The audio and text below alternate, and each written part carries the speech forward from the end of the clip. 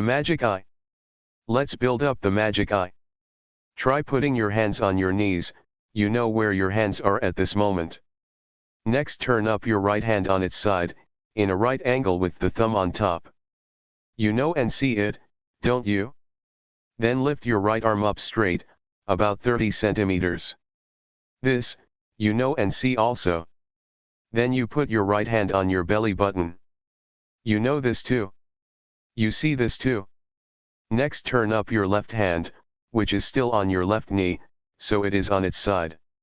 You know this, don't you? Then lift up your left arm to an appropriate height. You know it again. Then cover your right hand with your left. Again, you know and see. You know and see exactly where your two hands are. Know it directly. Don't know it by focusing on it, know it in a fresh and spontaneous way. Don't close your eyes, cast your eyes not too far away, and don't stoop over too much. Be aware of your hands. After that, raise the right hand a bit above the left one, you again know it. Whenever you move your hands, know it. Have intention and attention to be aware. Then move your right hand out to the side. This you know and see too. Really knowing, really seeing. Next, lower the right hand to the knee, on its side. Again, you know. Then you turn over your hand, so that the palm is on the knee. You know. Know it each time. Then raise your left hand to the chest. Again you know. Move the left hand out to the side. Do you know it? Lower the left hand to the knee. Know and see it again. Overturn the hand on the knee. Really know and see it? Know what's happening with your body, with your hands. Make your hands into signs, physical instruments that produce awareness. Know like this for a long time. Become aware like this for a long time, find ways to know and see all the time. Besides this, you may change the sitting posture into the walking posture to build up awareness. Walk back and forth. The walking distance should be about 11 paces. Know and see, just as with the hand movements. Whenever you take a step, know it, every time, know every step. Don't concentrate. Know each time as a separate movement. It is as if we count 1, 2, 3, but don't count. Don't inwardly repeat right, left. Don't recite any mantras. Just to be aware of the movement is enough. Know it directly. One shouldn't use reasoning or follow feelings of like or dislike. Experience the movement in a pure and spontaneous way. Don't be tense or overly determined. Let the mind be at ease, cheerful and clear. Be diligent to know. Keep finding ways to know, always. Things that can be known really exist. Wherever the hand moves, really know it. This is not knowing through thinking, it is knowing through experience. We build up awareness with intention. Be diligent to know many times, to know a whole day, many days. When you first set out, you might lose awareness sometimes. Never mind. It doesn't matter. Start again. You can know anew. Have you ever been with this knowing for a whole day? If you had time to train yourself to be aware like this for a week, would that be a good thing? So far, in our lives, have we been with awareness or without awareness? We must change the posture with awareness. Don't just change as soon as a thought comes up to change. Beware of thoughts to change the posture, don't let thought guide you. Let yourself be guided by awareness. Find ways to know and see like this more and more. We determine to watch. We know the body. Various conditions may arise that make us lose awareness. Determine to watch the body as it is moving. But there will be things that make us deluded. For example, feelings, painful feelings arise by themselves, they are conditions of the body. We don't go and look for them, they arise by themselves. See them, don't be caught up in them. Don't let there be a self in feelings, they are feelings by themselves. We have the magic eye now, we are the watcher. Now, and we are no more the one who is caught up. Whatever arises, we look. There is no I, in feelings. Watch and see. They are there, they exist by themselves like that. Whatever comes up, we are the watcher. That there is pain and aches is called Vedana, feelings, in Dhamma language. In ordinary language, we call it happiness and suffering. They are there, they exist together with Rupa, the body. This kind of suffering cannot be solved, it can only be diminished. Relate to these conditions in the right way. Don't get caught in them. They are not a self that should be grasped or held onto in any way. This is the magic eye. We see now that things are just like that. That is the way that they exist. Whether one knows or doesn't, that is how they are. It is their nature to be like that. They are conditioned like that. There is not any self. Next, one will see the mind that thinks, without having to look for it. The mind thinks by itself. It stealthily thinks by itself. We see it again. Don't get entangled in thought. Don't look at thought through thought. We possess the magic eye now. We just watch on and see things continuously. Then we return to look at the body. See the body as it is moving this way and that. As we're moving the hands with intention, as we're doing walking meditation or when we're not moving our hands, when we're in another posture, watch it and see it. Become skilled in watching and seeing. There is just the one who is watching, one doesn't become the one who gets caught up in things. Before, we got carried away with the various conditions.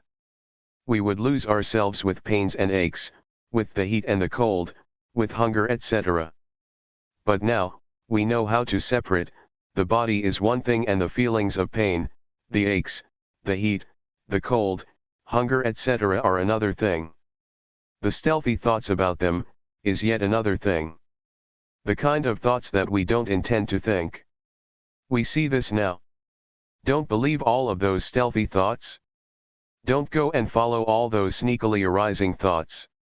Don't let them fool you. Mistakes will arise from it. There are two kinds of thought, one is thought that we intend to think, another is thought that stealthily arises by itself. When we determine to watch the body, thoughts about this and that will arise. Don't be fooled by them.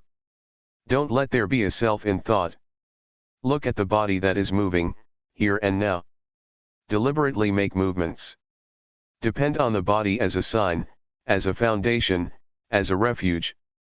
Just as when we stick to a post in the middle of flowing water. When we let go, we get swept away. Then we struggle to get hold of the post again. This is just the same, when unintentional thoughts arise, don't get deluded by those thoughts but come back to watch the body, as it is moving, right here. This is the magic eye. To watch like this. Be skilled in it and familiar. First stay with the body, you shouldn't go and mess with thought. It is just like reading a book, the more we read, the more we get involved in it, because we remember and we understand. Unintentional thoughts are one thing, deliberate thoughts another. Whenever sneak thoughts come up, we are aware. It is as if we oppose the stealthy thoughts. Whenever thoughts arise, know it in time. It means that we are teaching them. We can laugh at and ridicule the thoughts. As soon as we see the sneak thoughts, they stop. Those thoughts have no intelligence, they don't have power. But when we don't keep up with them, they become mighty and they pull us along with them. Sometimes there are various manifestations that arise together with thought, and they become a mind state. For example, restlessness or sleepiness. Or an uncomfortable, irritating mood arises. The mind gets concocted in various ways. Don't surrender to these things. Watch them. We now have the magic eye. Whatever happens to the body or our mind, we watch the whole lot. It is fun to watch, fun to see. There isn't much to it. Really look, more and more, and the conclusion will be that there is only just body, feelings, mind, and mind objects that arise with the body and the mind. Pains, aches, heat, cold, hunger, etc., appear with the body, they are conditions of the body. The mind that thinks of this and that is appear with restlessness, doubt, sleepiness, etc. These things are conditions of mind. Watch them, see them. We have the magic eye now. The more we look, the more we see clearly. Watching and seeing is experience, it is a good lesson. The state of watching leads to skill. Whatever we see, we realize. Before, we never discovered these things, we never saw.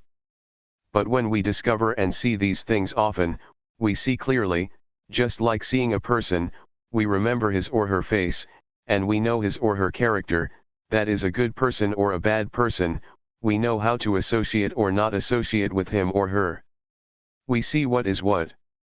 The body, feelings, the mind, and mind objects are just rupa and nama, materiality and mentality. That which sits here and walks, is rupa. Thinking this and that, is nama. These two things live together, one cannot separate them. When they get separated, there is immediate death. The magic eye really discovers and sees this, so one realizes and truly sees things as they are. Materiality is a lump, but it is affected by heat and cold. No heat, cold, hunger, etc.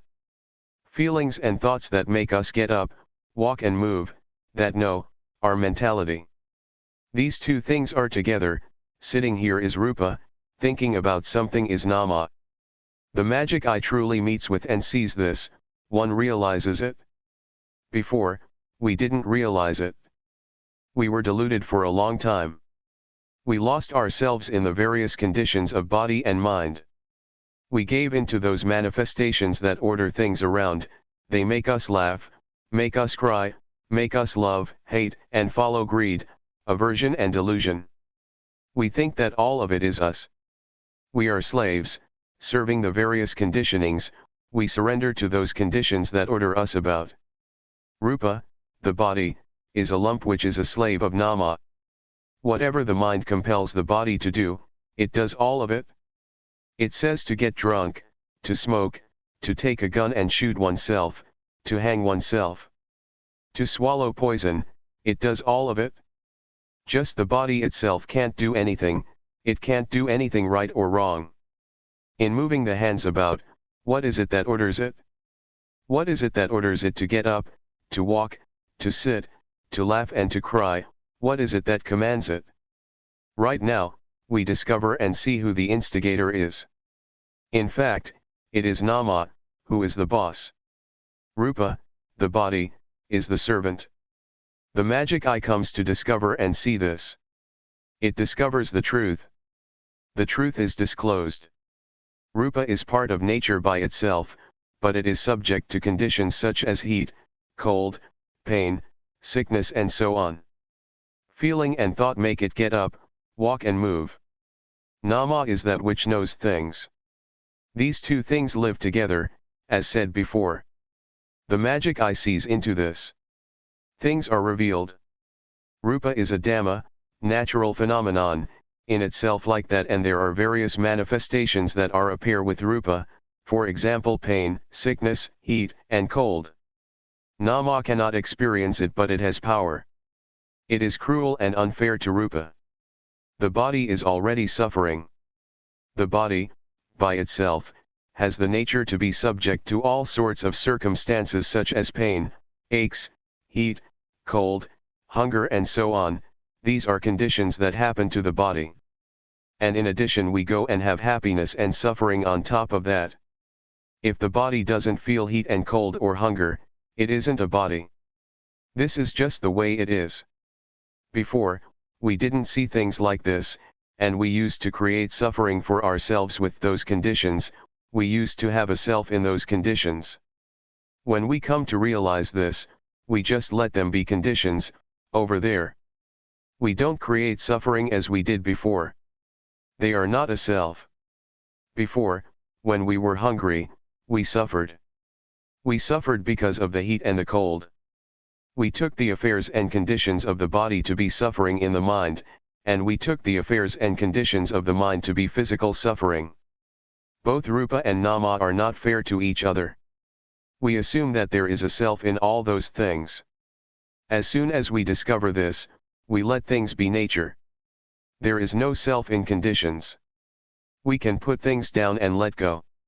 Some things, we diminish, some things, we know, others, we let go of, we don't take them to be a self, as before. Know how to clarify and separate things. The ego really disappears. Now, we have gone beyond suffering, to some extent. Nama is feeling and thought, it is part of nature and it has different conditions that go with it, just as rupa. For example, sneak thoughts that cook up greed, hatred, and delusion, uncomfortable feelings of dissatisfaction, they color the mind, nama. They are not the mind, but they arise together with the mind. The magic eye sees clearly that those things are conditions of the mind, they are not the nature of the mind, they are just conditions only. When we don't realize it, they are a big deal. They have destroyed many people already. People who assume that there is a self in conditions, that it is I, who is angry, I am the one who is angry, and so one follows anger until people come to ruin, and a problem arises for society. The magic eye clearly sees into this matter and can really distinguish between those conditions and the mind. Originally, the mind abides in normality and is pure, but the various manifestations that arise in the mind, make the mind defiled and dirty. This is similar to clouds that obscure the moon, darkness appears and one doesn't see reality.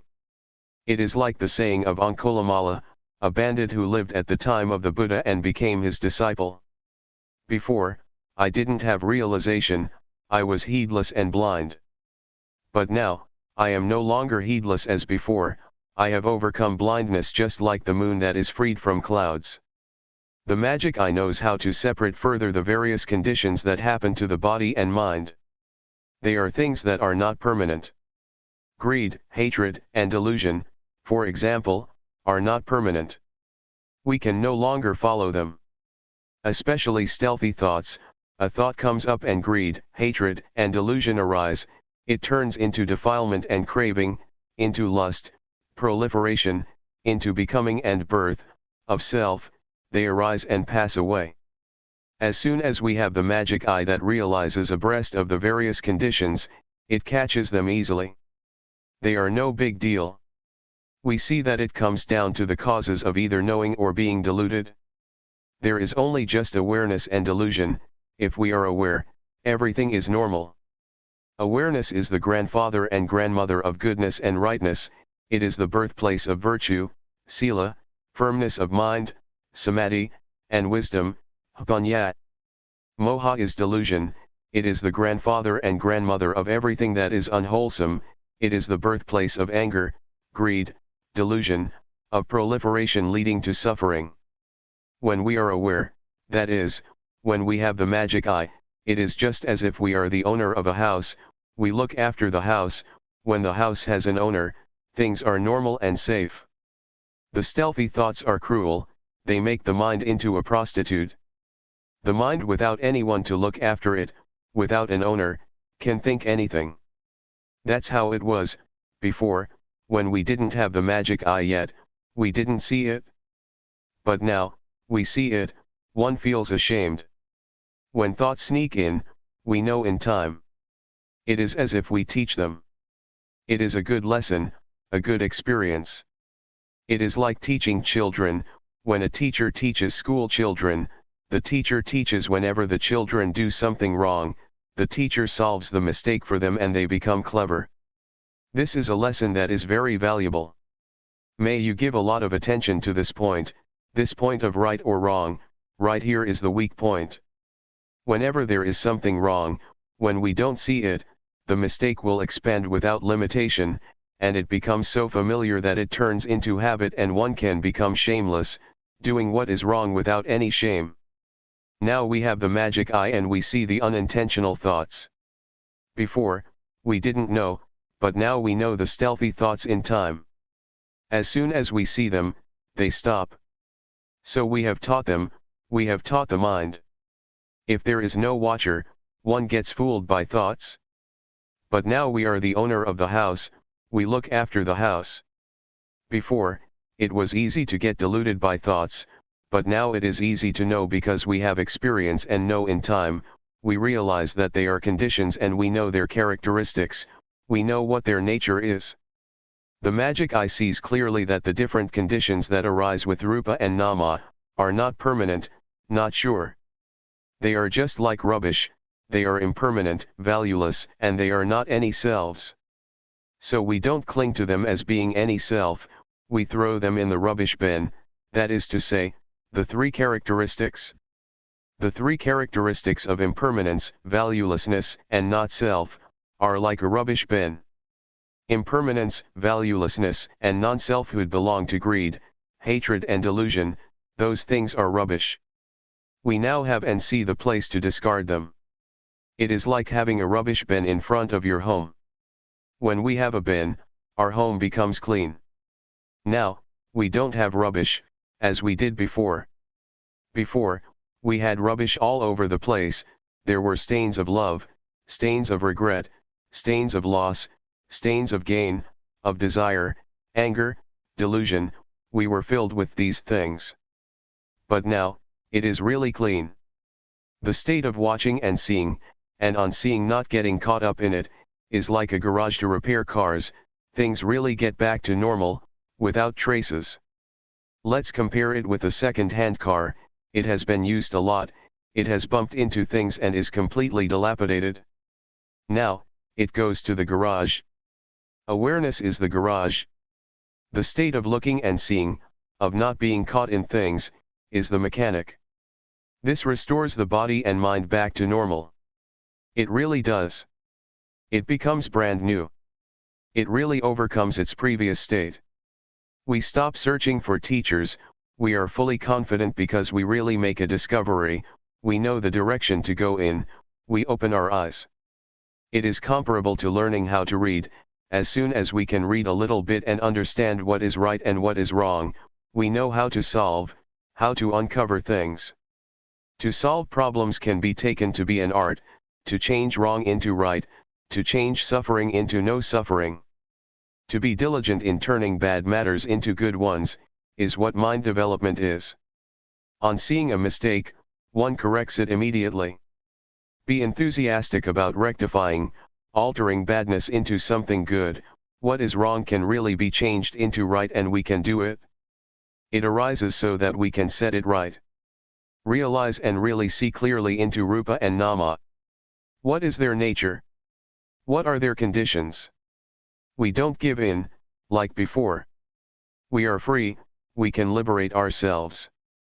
This is really a principle of life, we can really solve problems and be liberated. At one time, I felt joy and happiness for several days, I reviewed the state that I had seen and met with. I wasn't sitting there thinking, I had discovered and seen it. Having experienced it, I kept on doing walking meditation and developed awareness. It was Dhammavijaya, circumspection, yoniso manasigara, orderly reflection, not just thinking. The mind was good. I had never seen this before. Some kinds of suffering disappeared, doubt really disappeared. My life changed, I really transcended previous states of the mind.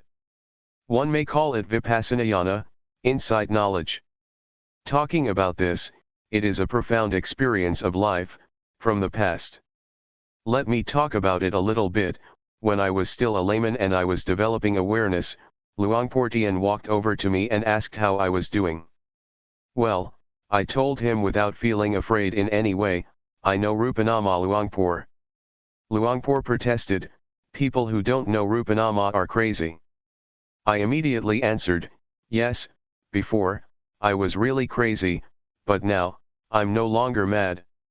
Luangpor Teean walked back and forth under the shady trees, where I used to practice. I was sitting there and I wanted to talk, but I restrained myself. I listened to Luangpor. If Luangpor Teean didn't say anything more, I would talk to him. Luangpor Teean said, knowing Rupanama is just that much, it is not useful. Straight away, I answered, it is useful Luangpor, I really got rid of a lot of suffering, a lot of stupidity has really disappeared, I'm finished with doubt, my life has really changed from before. I never knew or saw like this before, the things that I know and see are real. I wanted to say many things but I restrained myself. This compares to having thousands of dollars in your pocket. When someone says that we don't have money, how could we believe it? The money really can be used. I waited for Luangpor to say something. If he didn't say anything, I still had many things to say. I felt confident. Luangpor Teean said, it is useful, but only a little bit, similar to a frog that has never come across water.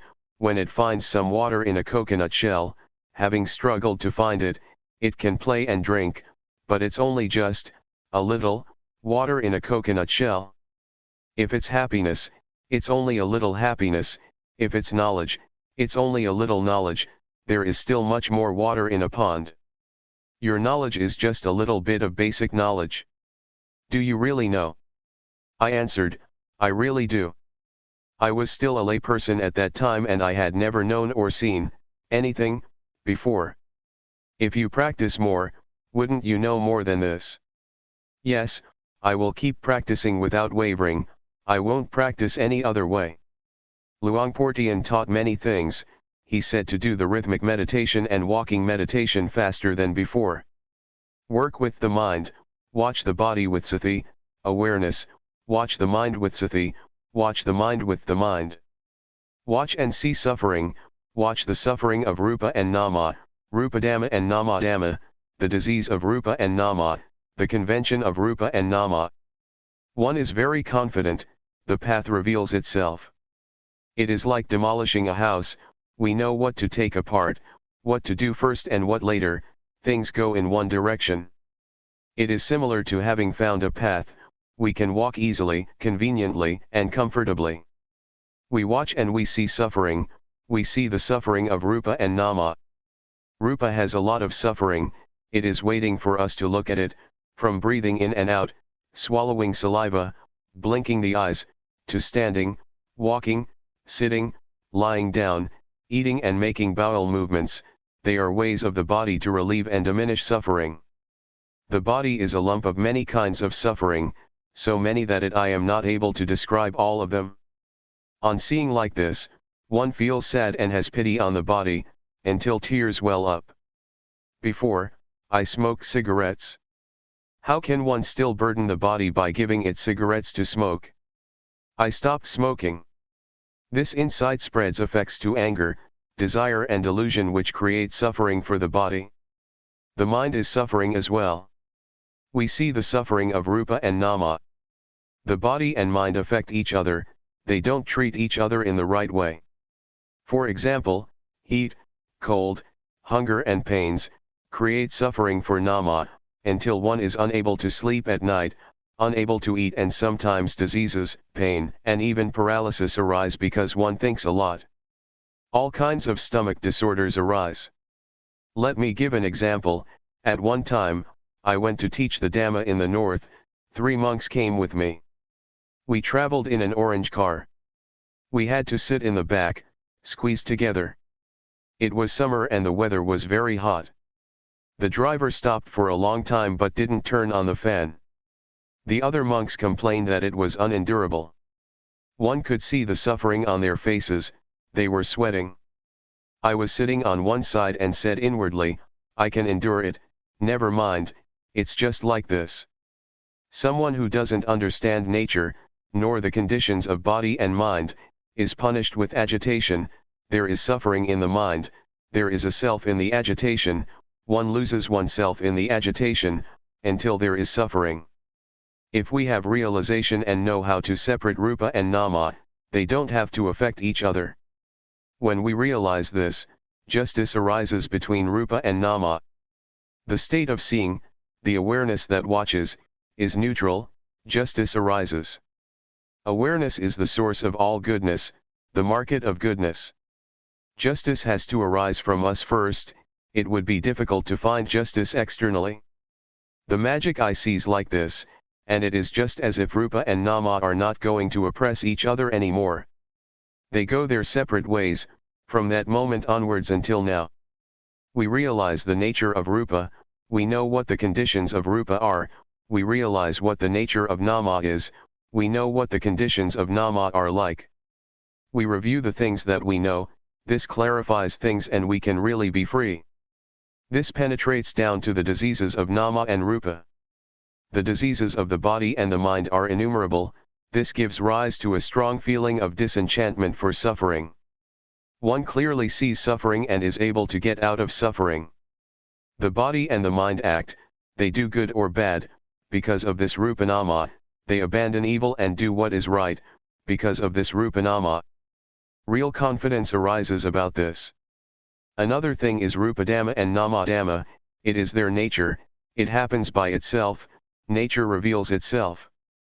Wherever there is suffering, all of it is revealed. We know all around. Now, we see the state of life, it is a principle. There are right and wrong principles.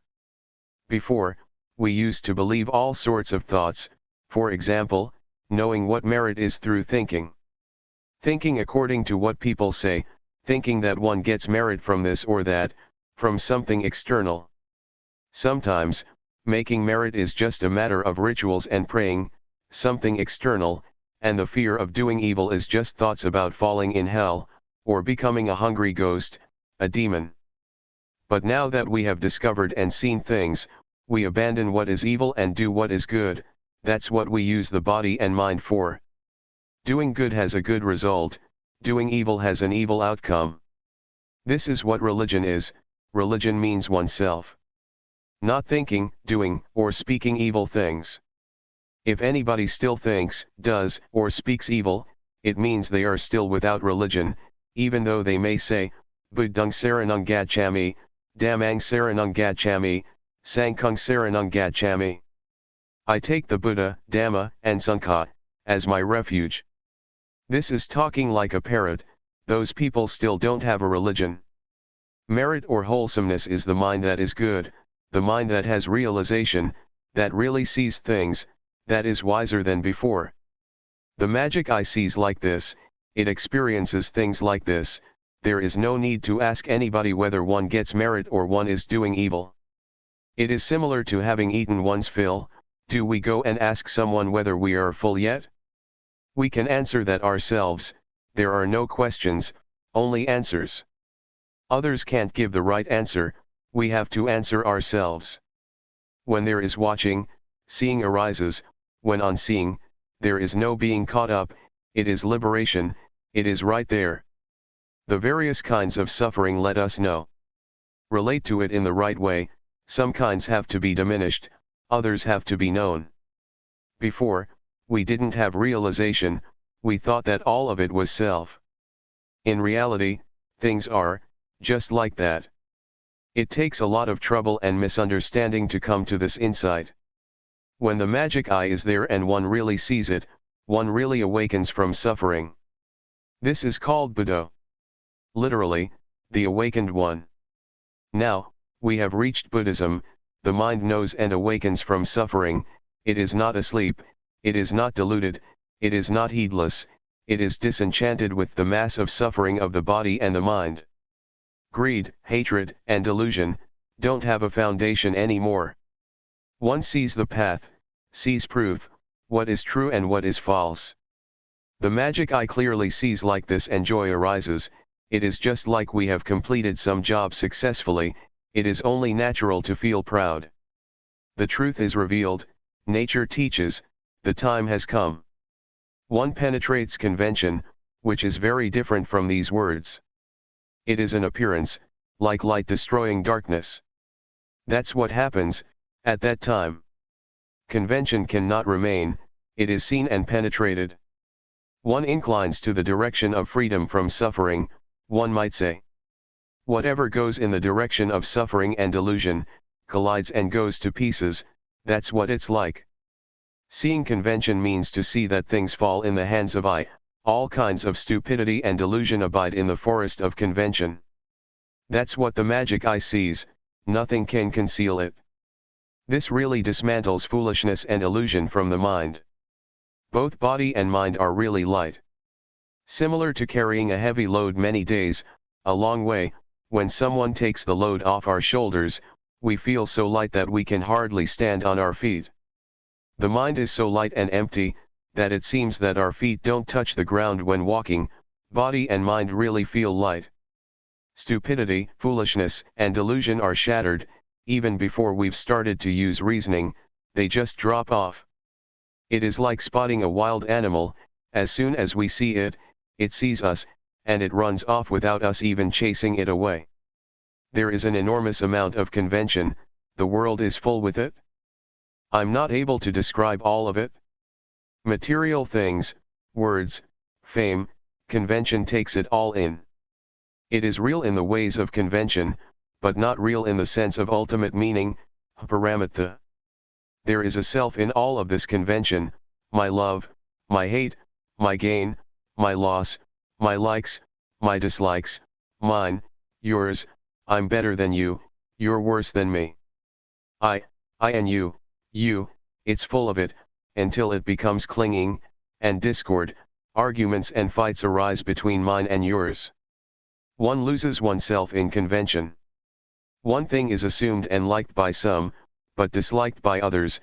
Sometimes we say good, sometimes we say no good. Having made a supposition, there is fear, or there is boldness. There are all sorts of conditionings, inside as well as outside, the world is full of them. It covers the minds of those who don't have realization and don't genuinely see. In the past, I was a superstitious healer, I had learned many incantations. I used to recite them all night. Still, that wasn't enough. I had to recite some chants as the occasion arose. If somebody wanted me to chase off a ghost, I had to chant the verses for chasing away ghosts. If I didn't recite, I wouldn't be fluent. Some incantations, I had to recite until I became as big as the room and my skin became tough. If on reciting, I didn't become big and my skin didn't become tough, I couldn't stop and should recite more fluently. I was really going for it, I thought I was a special person, but in fact, it was all just madness. In the past, I had tattoos all over my body, but they were red, you can't see them. If they had been black, I probably would be a statue of foolishness. All this has fallen in the well of realization, of really seeing clearly. It cannot remain, there is only incisiveness. This turns into analytical knowledge, knowing and thinking a lot. I knew in this fashion for many days, sometimes I wouldn't be aware of movements, I would just sit there thinking. It is a kind of joy and happiness that is hard to describe, I never knew like this before. When there is realization and real liberation, one goes for the knowledge and happiness. But I had heard Luangpor Teean teach after the morning and evening chanting, which I applied to my practice. He taught that when there is knowledge, don't be the one who has knowledge, when there is happiness, don't be the one who is happy, watch and see it, don't be the one who is caught up. This is an excellent principle, it is a formula that lets one pass anything. One could compare it to a freeway, highway, or expressway, one can pass all the time, there are no traffic jams. Whatever one meets and sees, that thing tells us what the truth is. Both rightness and mistakes tell us. One sees suffering and so one can be liberated from suffering. On seeing what is wrong, one knows what is right, seeing one's foolishness, cleverness arises. One really experiences and sees it. The state of watching and seeing is something excellent, there is liberation in it. For example, we see a snake, we don't get bitten by the snake. We see suffering and delusion and we become clever, not stupid anymore, and there is confidence. Seeing convention, objective matter, ultimate meaning, paramatha, and changing conditions. As I described earlier, before, I would derive something good from other things, externally. But on really seeing and clearly knowing things as they are, it is like life is under our control and we use the body and the mind in the right way, so that we proceed to the complete ending of suffering. This accords with the words of the Buddha, who said one who studies and practices, will really know and see the Dhamma that should be known and seen. In proportion to one's practice, the results of practice are not limited by time. The magic eye watches from the beginning. It is supportive because one is clever. It is comparable to studying at school. A kid is clever and finishes elementary school, he or she enters high school and because of being clever, he or she studies on at a university. Or compare it to a skilled workman, he has his good, old saw, hammer and chisel, he's been using it for ages until his work is an art, it is superb and he is well trained. That's how it is. There is cleverness from the beginning, from seeing Rupanama. On seeing, one doesn't go and be it. This truly is the way. On this path, one passes everything, it is the genuine path, one really has discovered the path. It is the realm of victory of a warrior, one may say. We are from Chayapam province, which is a region, but the realm of victory of a yogi lies in being the watcher, and in not being caught up in things easily. See it, don't be it. Whatever it may be that comes up that is connected with the body or the mind, do your duty of being the watcher, don't go and be it. This is the genuine magic eye, it makes a difference, life is brand new, compared with before. It could be compared, as I said before, with a car that gets completely fixed up. Now, it is back to normal and can be used, it really has gone beyond its old state. The magic eye leads one to watch and know. Whatever one sees, is all purely the truth, things that really exist in this body and mind. It is not a matter of sitting there thinking, knowing and seeing through thinking, like this and like that. Rather, we develop awareness continuously, we do walking meditation, this is not called thinking. The body, the mind, and the knowing come together in the state of watching, it is wisdom knowledge that knows penetratingly by itself. This is the power of wisdom knowledge. We watch and are well aware, whatever we see passing, whatever we are free from, we know ourselves. And we know how we liberated ourselves. The things that we have discovered are like cheerleaders, just as with sport events. Or they are like provisions, these things that we have seen. This state of watching is a fundamental principle, from the beginning, discipline, through to the end. It is a very high level, just like studying well, having finished elementary school, one goes on to high school and then easily up to university. That's the way it is. There are also people who don't know, they say that they know many things and they can talk well, but the way they express themselves shows that they don't know, their actions and the way they talk indicate ignorance. They just know from memory. This is not high class and they don't get anywhere. Recently, there was a project to ordain more than 10 boys as novices, during the summer, and then to let them study further at a high school. They stayed for a year and then one of the novices was sent back to the monastery. They said he couldn't read. He had finished elementary school but couldn't read. No matter how they tried to help him, it didn't work. So they sent him back. He couldn't go, even though he had somehow managed to get through elementary school. He didn't make it. Some practitioners of Dhamma may be like that, they can't make it, they are still fooled by conditions, they are seized by Mara, the personification of evil. The state of looking and seeing, and having seen, not to be caught up, lets us really go through, it really sets us free, we see suffering and we really escape from suffering. The beginning stages, from discovering Rupanama onwards, liberate ourselves continuously, things are erased until zero remains. One cannot go back. We really have a foundation. 5 minus 5 really leaves 0. Having seen the body, feelings, the mind, and the mind objects from the beginning, we have discarded them. At that point, we're already in a different world. Then, we see convention, objective matter, ultimate meaning, and changing conditions, and the various conditions drop off. On seeing impermanence, valuelessness, and that there is no self, we throw things out so that everything is all gone and it is clean, there is no disorder anymore. Cleanliness and dirtiness teach us. Heaviness and lightness teach us. How can we let things become dirty again? It is like things continuously are brought down to zero. When one does something for a long time, one naturally becomes skilled in it. When one practices awareness until one reaches the state of watching and knowing the body and mind, one becomes skilled in the ways of the body and the mind. It is easy to be undeluded, easy to know because one has victoriously crossed over a mountain that obstructed one, namely the Nivaranadhamma, the 5 hindrances.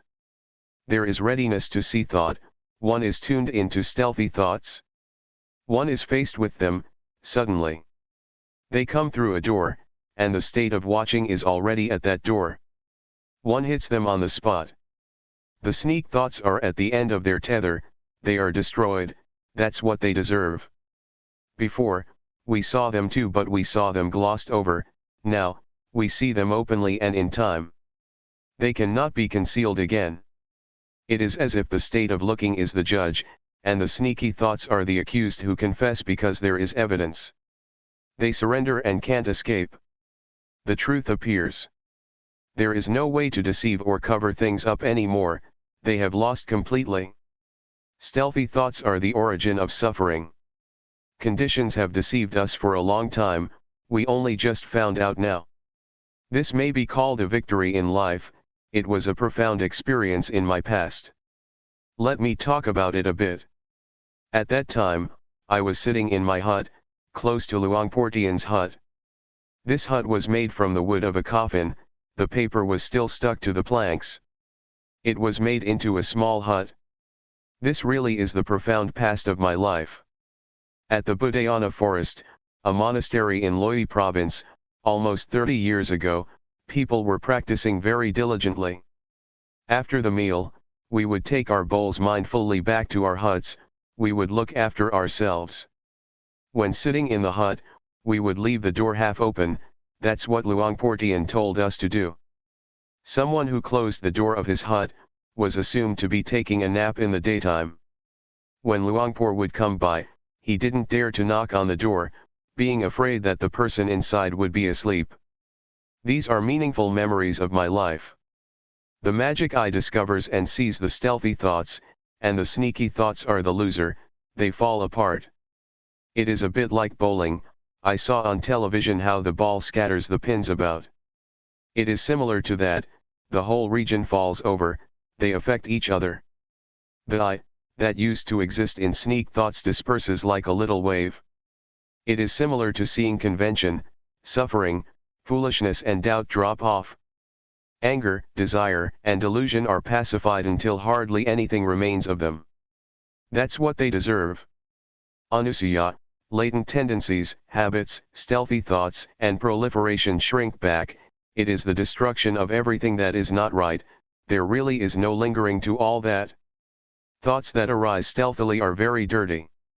Before, we could think anything, and we did, thinking without any sense of shame, caught up in stealthy thoughts like a madman. But now, we see that unintentional thoughts are very dirty, very gross. If we compare it to an offender, this is the number 1 culprit, as for actions of body and speech, they are culprit number 2. I used to think that thought is something refined, before. Whoever doesn't see it can think anything. Thinking completely shamelessly, thick-skinned. Now, we see the sneaky thoughts as the root cause, that is to say, delusion, moha. It is the grandfather and grandmother of everything that is bad. Because of thought there is concoction, anger, desire and delusion, defilements arise, craving, lust, ill will etc. I have said many times that there are 2 kinds of thought, namely, intentional thought, this is vijja, knowing, it is wisdom. Stealthy thoughts, the second kind, are avijja, not knowing, delusion. When seeing like this, it is as if the mind has escaped from fog and clouds, the mind is pure. When thinking, one thinks specifically and orderly about a particular matter, one thinks with a pure mind, there are no moods interfering. Life is crystal clear, each thing is exact. One may as well say that the mind has been tamed, it doesn't rebel and it is not wild, as before. There is a change in the mind, at this point.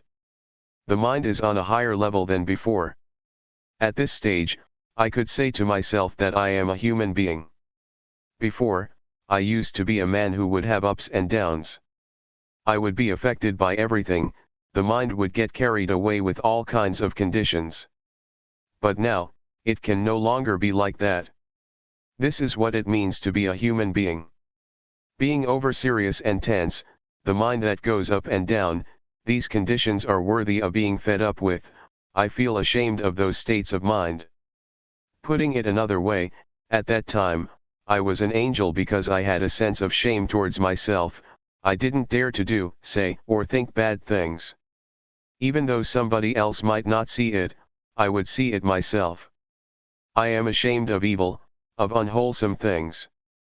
Angels came to help me, not the angels in the sky, outside of me.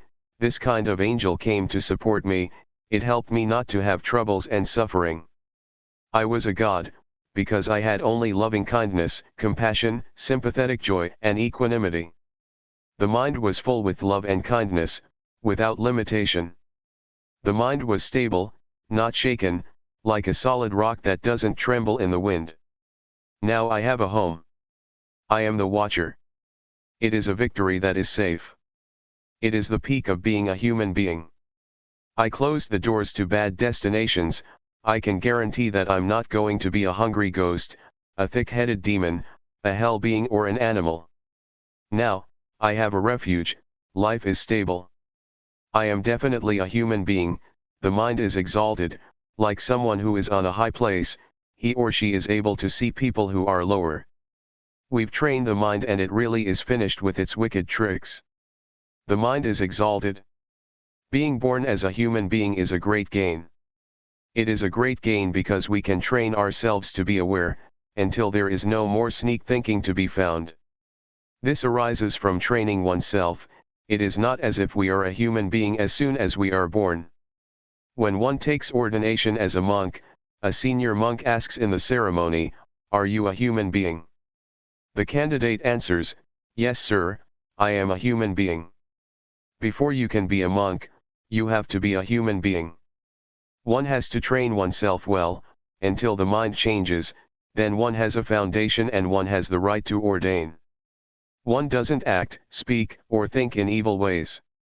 I dwelled in the state of normality for many days, before I knew that I had sila, virtue. I knew it after I had it. I saw it because it was there. It is not knowing through thought. I made contact with virtue, samadhi, firmness of mind, and panya, wisdom. Both the body and the mind are in a state of normality. Normality of body, speech, and mind, is what virtue, firmness of mind and wisdom is. The body is normal. The mind doesn't have highs and lows. Wisdom is to understand conditions thoroughly, from knowing Rupanama onwards. One overcomes proliferation, really being liberated from it, it doesn't come back again.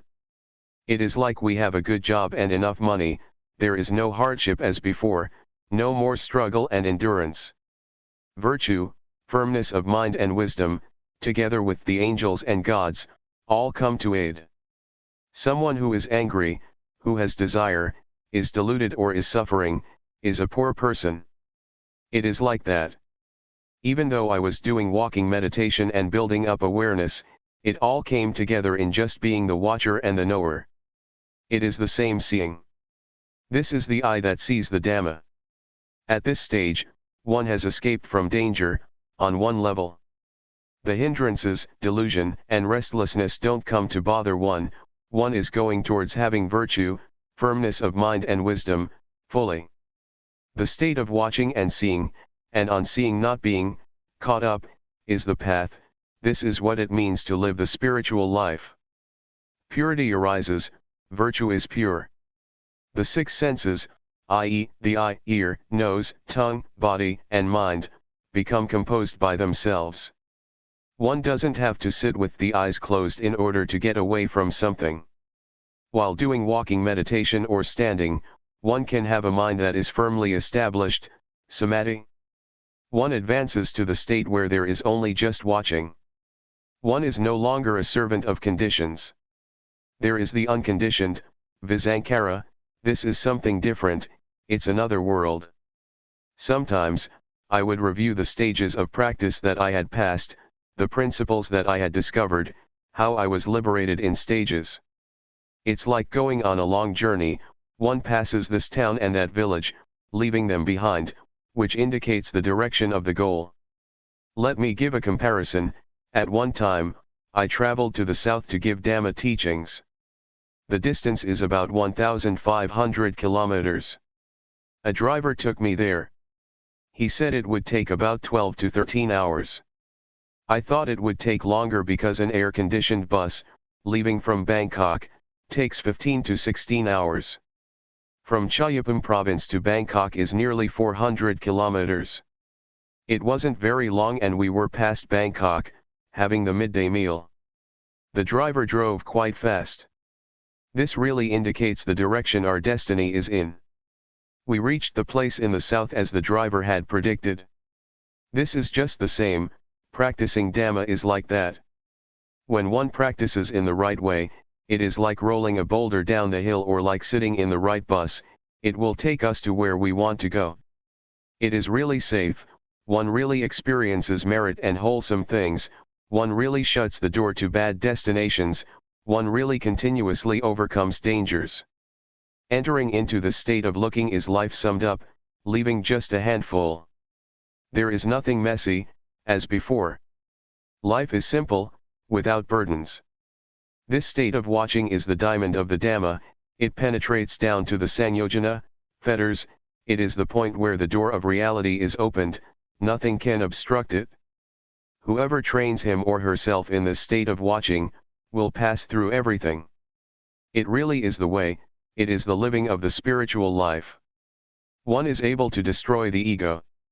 Sakayatati, Vijikidcha, and Silabpatha Paramasa. The first three of the 10 fetters, the tree that Asothapana, one who has reached the first of the 4 levels of enlightenment abandons, cannot remain because of the state of watching and seeing, and on seeing, not to go and be. The destruction of the ego is another level of coming down to zero. The mind certainly undergoes a shift, compared with before. One respects oneself. One really is a noble one. One is more excellent than before.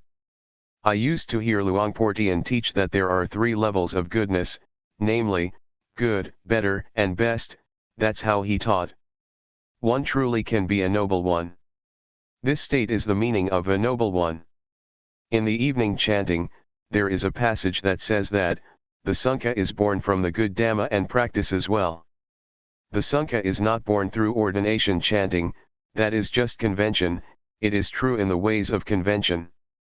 The community of monks that is born from the good Dhamma is beyond convention. It is universal, both men and women can be noble, it has nothing to do with nationality, language, or age. To be born from the good Dhamma means one trains oneself, to be aware until one reaches the state of watching, this is the door of the good Dhamma. When the state of watching is well cultivated, one is far from enemies, far from defilements. When compared to traveling, one goes further and further away. One leaves anger, desire, delusion, and suffering behind one. This is called a noble individual because one is far apart from those things. One could say that being or losing oneself in those things, has ended. To stir up the mind to be angry, have desire, be deluded or suffer again, is not possible. It is like being violated. Suffering is wrong, it is non-suffering that is right. One can neither suffer nor does one take it on. Not even a tiny bit. This is the noble individual, the one who is removed from enemies. Suffering is an enemy to life.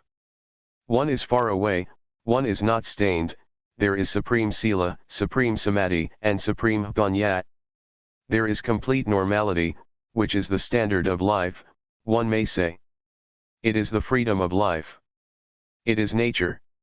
Nature is what remains. Proliferation is all gone, it has turned into purity. One steps towards victory, the time has come.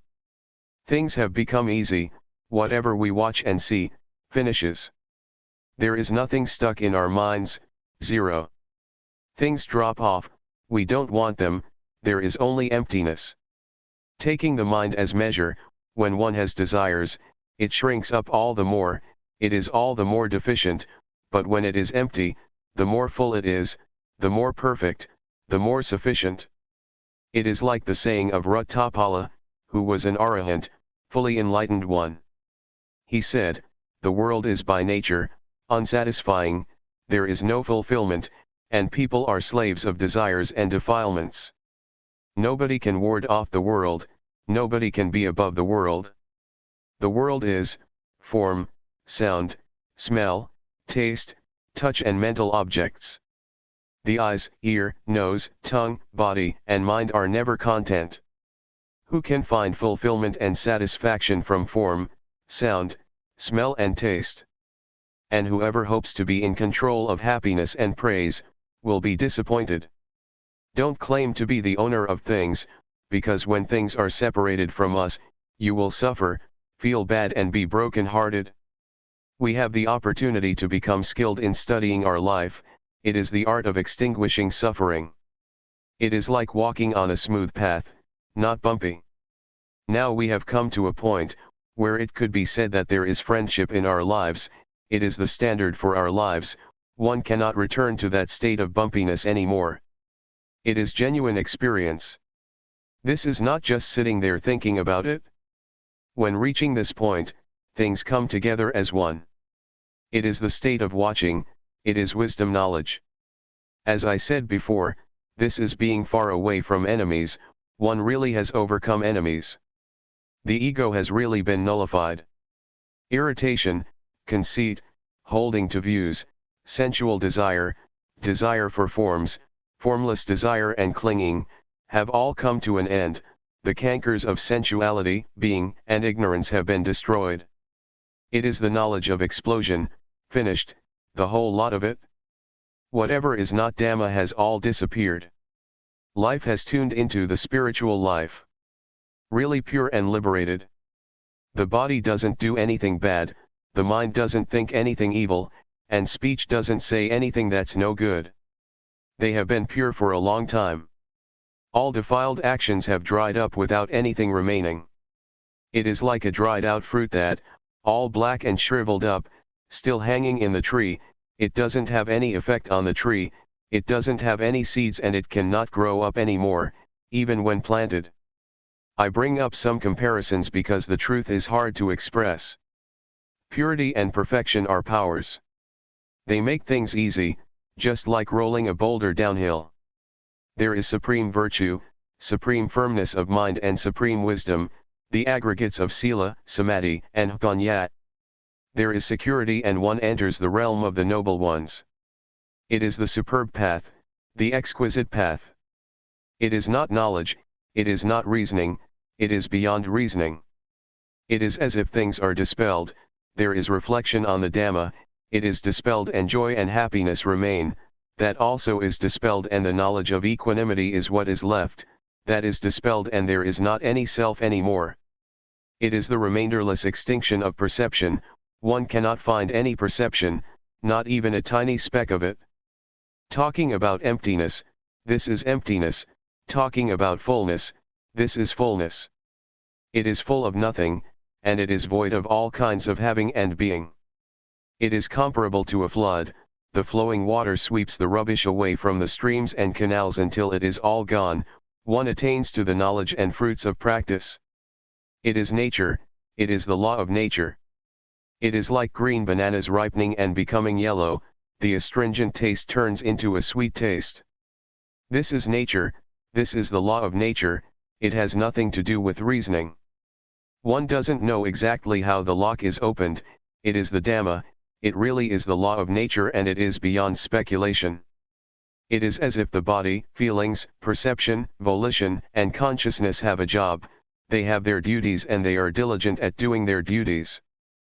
But it is a job that is bound to fail, just like little children playing with sand, they are diligent to build sand castles but it won't be long and they are destroyed. But now they work together, they stop together, they come to a halt at the same time and everything returns to nature. The body, feelings, perception, volitional formations, and consciousness go back to nature, there is a separation, they go their own individual ways. At first, one still tries to connect them but it is no use, it is like trying to connect two different things with each other, it may look like they are connected but they are not, they are separated, they have returned to nature and they can't become one, in the same way that a rope that has been cut can't be put together. There are just movements left. It is the end of self. There isn't anything further to do. I reviewed the stages of practice, I was quite skilled in them. It is the art of life, more so than any form of art in this world.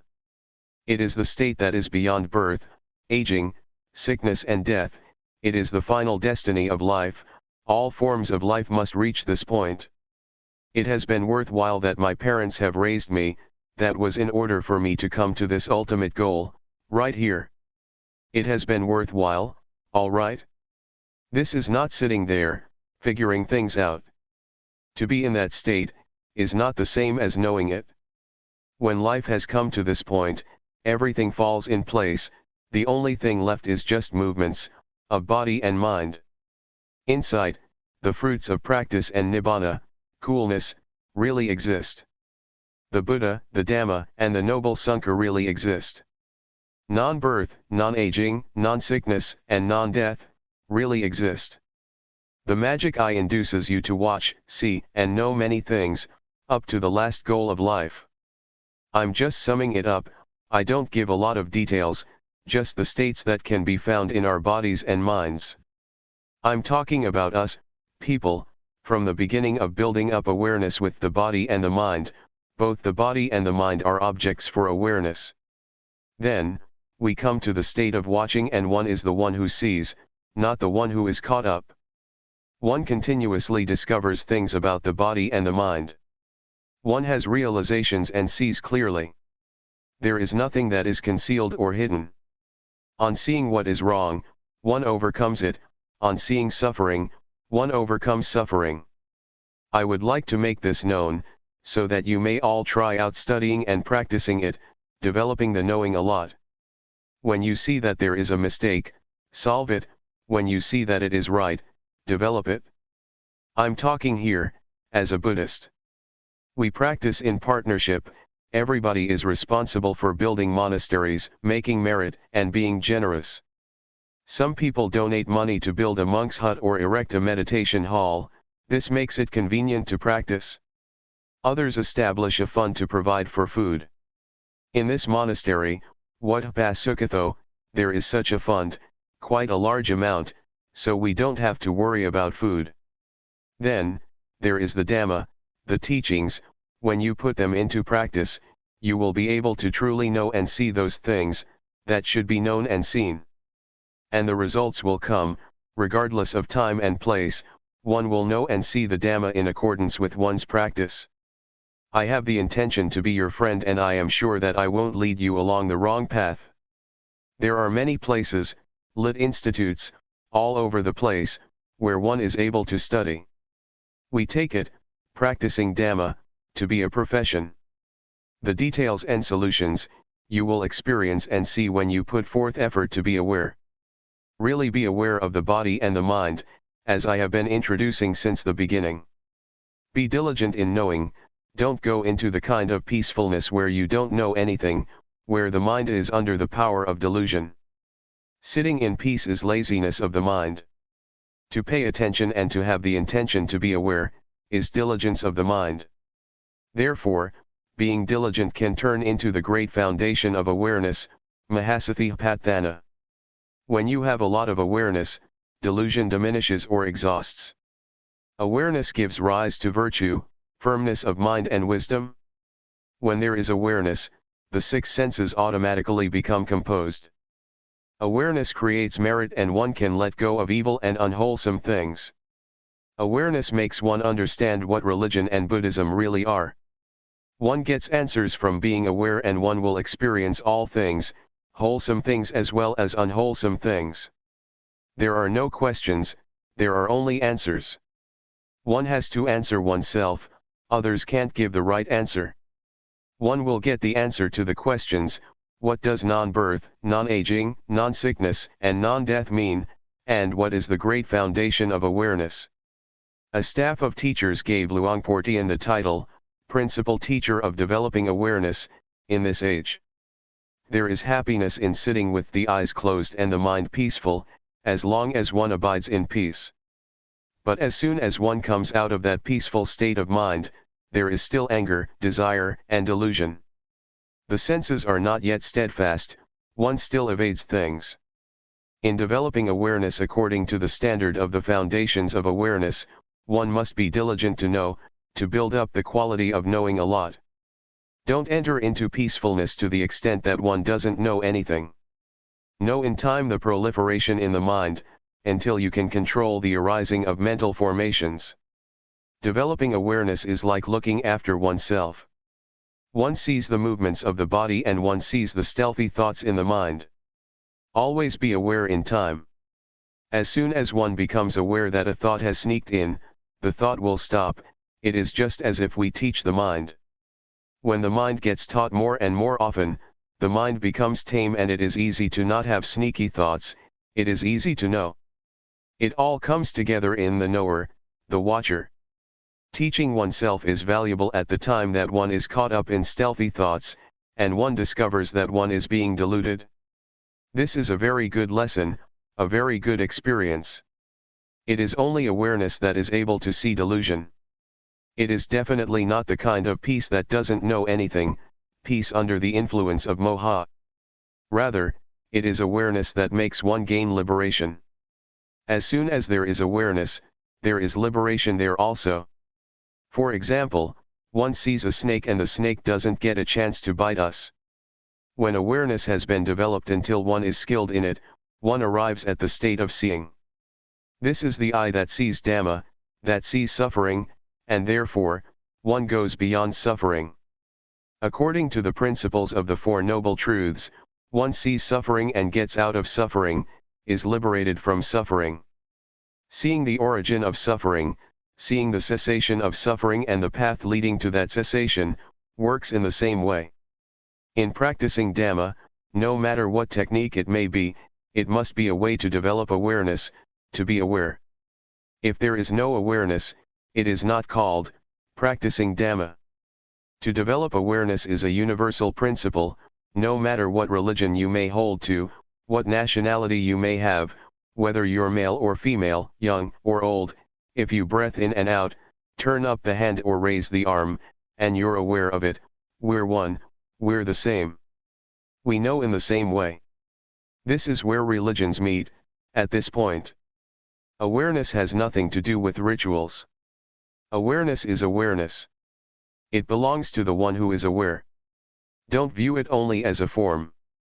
Awareness is not the breath or the rhythmic meditation, these are only just ways to build up awareness. When we plant rice, we must wait as long as half a year to get results. But in developing, or planting awareness, we don't have to wait for even a split second, we know immediately. Breathing in, we know straight away. Breathing out, we know straight away. Raising the arm, we know straight away. It is to be known individually, we know it ourselves, we see it ourselves. We don't have to ask anybody, we can answer this ourselves. Developing awareness is to work on the perfections, 10 qualities that the Buddha accumulated before he was enlightened. It is the birthplace of all goodness. Awareness is compared, by the Buddha, with the footprint of an elephant. All wholesome things come together in awareness. Awareness is the real life, it is the present. If the present is good, the future is good. If the present is good, the past is good. Tomorrow exists but no one sees tomorrow, one can only see the present. The meaning of past lives does not refer to before we were born physically. Punyatha, an individual who has performed good actions, previously. Previously is the present. One doesn't have to dive into mother's womb and try to correct bad actions, done in previous lifetimes. The teachings of the Buddha are Adhiṭṭhāna, to be known by each person for him or herself, so one should be able to know and see, at this time. One does a good action now, one abandons what is wrong now. Whoever is aware abandons what is wrong, does what is good and purifies the mind. These three things are the teachings of the Buddha, summed up in the Adhiṭṭhāna, a short but important exhortation by the Buddha. All of this can be found in us. Awareness is the body, speech, and the mind. Morality, the mind well established, and wisdom, arise at the body, speech, and the mind. Awareness is the source of merit and wholesome things. Merit and wholesome things arise at our very body, speech, and mind. Awareness is where insight, the fruits of practice, and nibbana are born. These things are to be found in the body, speech, and the mind. Awareness can close the doors to the bad destinations. The bad destinations arise from the body, speech, and the mind. To be aware is to be respectful to Buddhism. When one is aware, one doesn't say, think, or do bad things. There is no suffering and one doesn't oppress others or oneself. Whoever is aware has respect for one's parents and one's teachers. In having respect for and loving one's parents, children, wife, husband, brothers, and sisters, one is not a bad person, one does not speak, act or think bad things, and one doesn't have suffering, one doesn't create it for oneself, nor for others. To love and have respect doesn't mean to worry and think until one can't sleep at night. When one loves, one should be able to sleep. Don't think a lot and suffer until you're unable to sleep. Sicknesses will arise from it. You have a hard time yourself, and others, who have to look after you, are also burdened. To develop awareness is to make progress in all aspects of life. Your health will be good, the society will be good, the environment will be good, even the economy will be good, because of awareness. It changes what is bad into good and what is wrong into right. It changes suffering into non-suffering. And it even changes greed, hatred, and delusion into non-greed, non-hatred, and non-delusion. These are the results of awareness. When there is a lot of awareness, delusion will be reduced to the smallest amount and danger will come to an end. Life will enter the deathless state. It is eternal life, beyond birth, aging, sickness, and death. And this can be found in this very life. When everybody is aware, all people in the world will live together in peace and coolness in the twinkling of an eye, and everybody without exception will be happy. The excellent path for human beings. We can learn the course of humanity by using the body and mind as our scriptures, that is, to try and be aware while using the body and the mind. To study and watch, to know and see, by using the method of developing awareness as taught by Luangpor Teean Jidasubho, namely the rhythmic meditation of moving the arms, and the walking meditation. To intentionally make movements, in order to first see the body, which is coarse, and later on, to see the mind or to see thought, concocting things up. Let's compare developing awareness with a child learning how to write. When the teacher writes an A, or a B, on the blackboard, the child remembers it and can write it too. Studying and knowing about the body and the mind is similar. First, we have to train in awareness to see the body and mind clearly, then we will be able to use awareness well. We practice the rhythmic and walking meditation, in order to clearly know with awareness the movements of the body. When we see the movements of the body clearly, we will see the mind clearly also. We don't have to go and look for the mind, but we depend on watching the movements of the body, which will automatically take us to the movements of the mind. Keep watching the body all the time, try and watch with intention, acknowledge the feeling that arises at the time the body is moving, for example while doing the rhythmic and walking meditation. In one day, one can know many times. While being aware of the movements of the body, sometimes there may be many things that delude one, for example thoughts that arise unintentionally. Usually this happens when we're doing our best to develop awareness. Take it to be a lesson, an experience that comes to teach us something, to come back again to the body and re-establish awareness with the movements of the body. Delusion teaches us to not be deluded. For people who are peaceful by nature, it is easy to be aware and to have sati sampajanya. The practice of meditation places much importance on awareness, and always feeling oneself, realizing one's actions, because sati sampajanya is able to change what is bad into good, and what is wrong into right. One who is aware tends to do what is good, because awareness is the source of sila, samadhi, and panya. So, we find a method to study and understand our minds by watching both the body and the mind. When we are skilled at watching the body and mind with awareness, and we clearly understand the body and the mind, we will know what merit and evil is, and what religion means. We will come into contact with virtue, firmness of mind and wisdom. We don't just think about it, we experience it. This is a law of nature. Therefore, make effort to always watch and see the body, knowing and seeing it through the mind contacting it. It is just like a teacher writing something on the blackboard for the students to see. First we have to make an effort to watch. Determine to watch until you won't forget. Before, the A and the B were on the blackboard, but now, we contact the A and the B in our minds because we've paid attention. Watching the body and mind with sati compares with a computer that records information. When we put information in our minds by regularly training in watching and seeing, we evolve. This makes us see the body and mind as it really is. Understanding and knowledge about our bodies and minds will arise until the course of humanity is finished. This is called realization. Realization compares to stepping out of the darkness. We see our own minds and we don't get caught up in various manifestations. We see physical and mental things for what they are.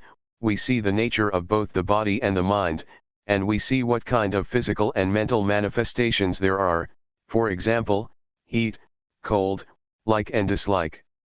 If we don't see clearly, we yield to nama and rupa and their conditions, and we are under the power of proliferating thoughts. But when we are fully aware, we escape from that power. It is like solving a mathematical problem. One is able to do it when there is nothing hindering the mind. So, to come to understand the body and the mind is like finishing the basic course completely. Before, we used to be caught up with the conditions of mind. For example, being the one who is hot, when feeling hot, being the one who is cold, when feeling cold, being the one who is hungry, when feeling hungry, or being the one who endures pain, when feeling pain. We were the one who is caught up with all those manifestations. This is called to yield to conditions, letting them be the boss. When awareness arises, those things cannot be the boss any longer because we see that they are just conditions of the body and mind. Anger, for example, is a condition. It is not permanent and it doesn't have any essence. To see like this, is therefore comparable to the arising of a magic eye, that receives and knows the expressions of the body and the mind. The magic eye means, to be fully aware and to see that rupa dhamma, and nama dhamma, are subject to the three characteristics, of impermanence, valuelessness, and non-selfhood. Then, we're able to let go of body and mind. This is similar to not having a whole lot of rubbish scattered all over the place, as we did before. Whatever happens to the body and the mind, we throw all those conditions of body and mind into the three characteristics of anicca, dukkha, and anatta. Before, we had lots of garbage which was a hassle. There were stains of suffering, stains of anger, of desire, of delusion, of love, of hatred, of heat, and cold. But now, we don't have all that rubbish anymore. It is merit to see impermanence or to see the three characteristics. Merit here, refers to seeing the conditions of body and mind, and to be able to use the body and mind in one's life, in the right way. Evil is to not know the conditions of body and mind. It is compared to darkness. Such a person is considered to be uncultivated. Both the body and mind are undeveloped because one allows proliferation to be in charge. This makes one hold on to anger, lust, and delusion.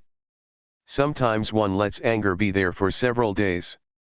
When we clearly see and realize the body and the mind like this, we are no longer uncultivated, we are high-class people. Religions deal exclusively with people, they are teachings about the body and the mind.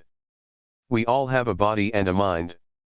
Both merit and evil can be found within us, in our actions. When we practice up to this point, rupa and nama, or the body and the mind, treat each other in the right way. Before, the body and the mind were oppressing each other all the time. For example, when hot or cold feelings would arise in the body, the mind would suffer, or when anger would arise in the mind, the body would be uncomfortable. They would oppress each other all the time. But now, we see the body and the mind relating to each other in the right way, because awareness is there to watch them. When we know this much, we have a foundation in practice and we make continuous progress. It is similar to passing elementary school with good marks, and thus having the opportunity to study in high school.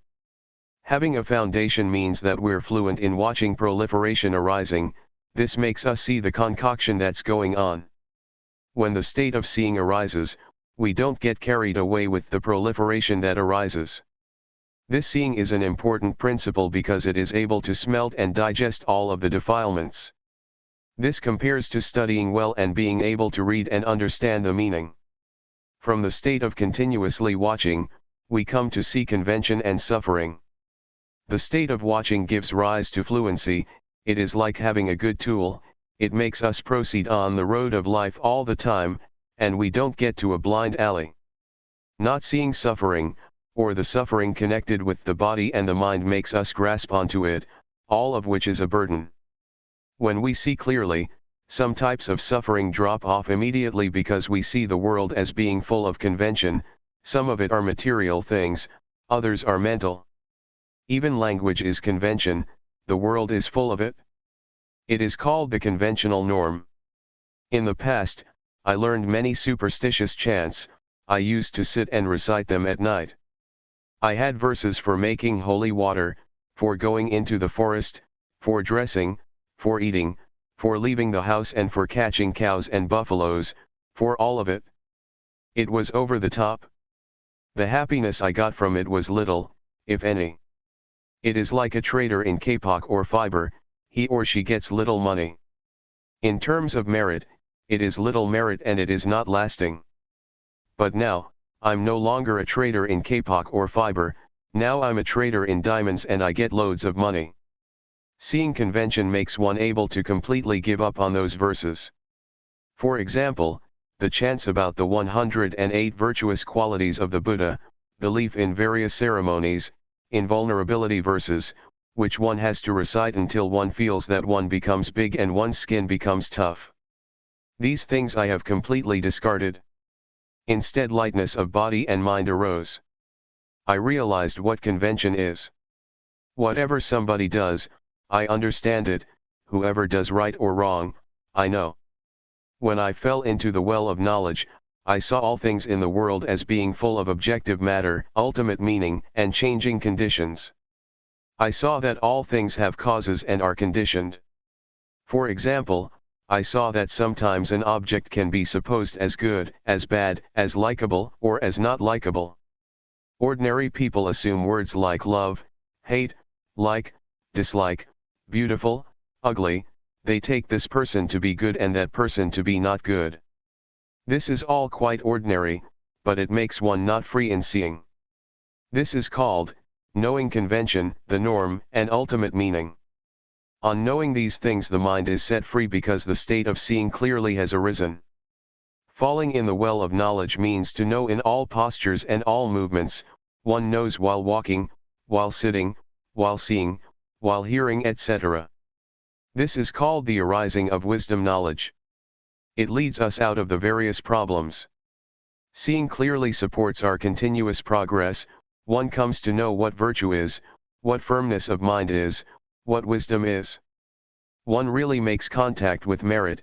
It is not like before when we just had ideas about it. I can assure you that the mind that really experiences merit, doesn't fall in hell, is not a hungry ghost and is not a thick-headed demon because one knows what is right and wrong. To experience merit is therefore useful. To come into contact with evil teaches one to let go of it.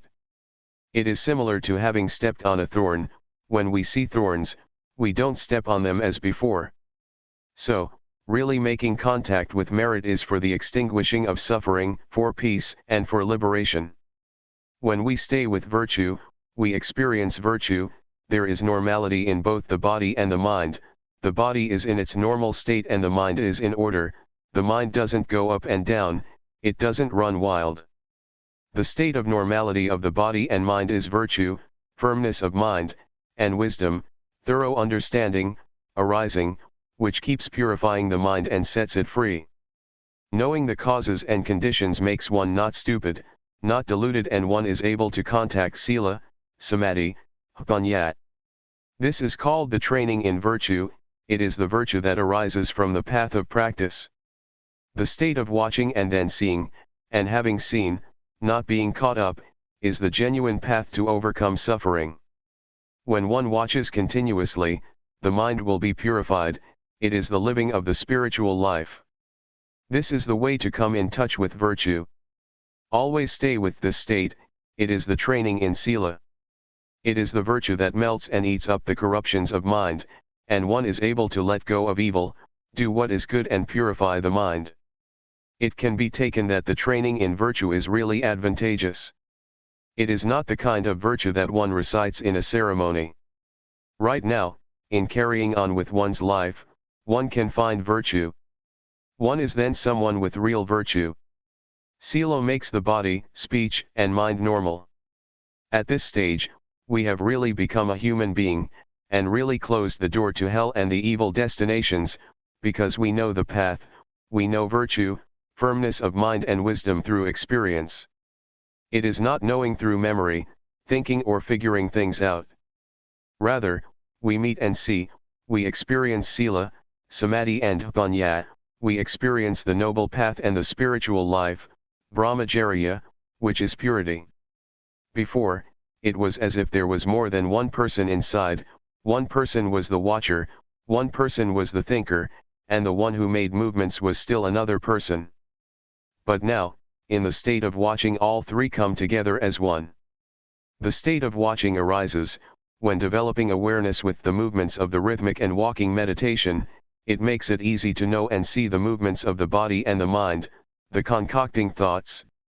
In the past, proliferation would control us completely, and that would give rise to sleepiness, restlessness, doubts, etc. But with awareness, we are able to conquer proliferation, and those mind states no longer exist anymore. This compares to traveling on a highway. When we pass this town and that village, where do we get to and what is it like beyond there? Well, nobody has to tell us, we know, see, and experience that for ourselves, naturally. Next, one comes to know, see, and experience what angels are. Angels are people who are ashamed of doing anything that is evil. They don't dare to think evil thoughts, speak evil words, or do evil things. Before, I used to understand that angels were up in the clouds. I thought that there was a heaven up there. It's all right to believe that, but those angels cannot help us. The kind of angels that arise within us refer to having a sense of shame of wrongdoing. One doesn't dare to think, speak, or act in evil ways. One doesn't even dare to think. This is what angels are. Angels are within us, so we don't have to bow to them, we don't have to pray to them. I had never thought like this or known like this, and so I would like people to study and come to know it, to practice with it.